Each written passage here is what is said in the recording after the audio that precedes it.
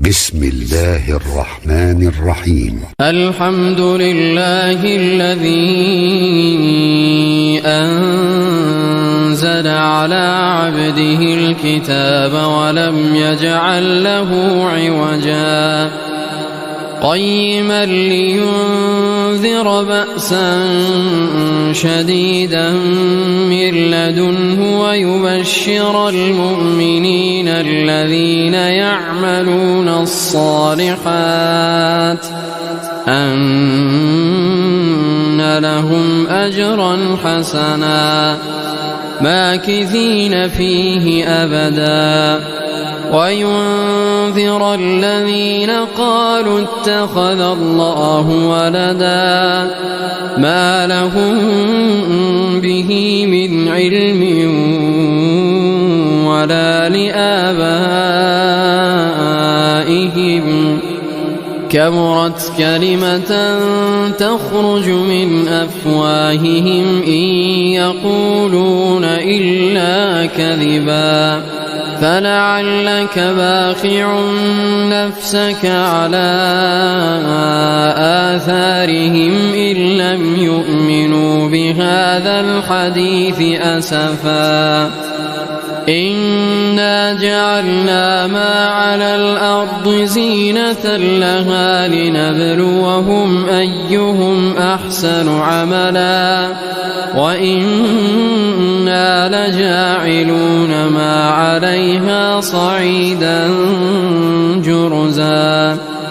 أم حسبت أن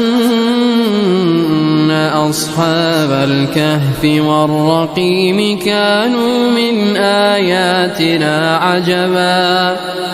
إذ أوى الفتية إلى الكهف فقالوا ربنا آتنا من لدنك رحمة وهيئ لنا من أمرنا رشدا فضربنا على آذانهم في الكهف سنين عددا ثم بعثناهم لنعلم أي الحزبين أحصى لما لبثوا أمدا نحن نقص عليك نبأهم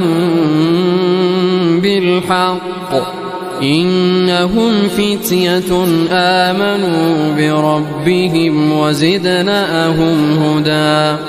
وربطنا على قلوبهم إذ قاموا فقالوا ربنا رب السماوات والأرض لن ندعو من دونه إلها لقد قلنا إذا شططا هؤلاء قومنا اتخذوا من دونه آلهة لولا يأتون عليهم بسلطان بين فمن أظلم ممن افترى على الله كذبا وإذ اعتزلتموهم وما يعبدون إلا الله فأتوا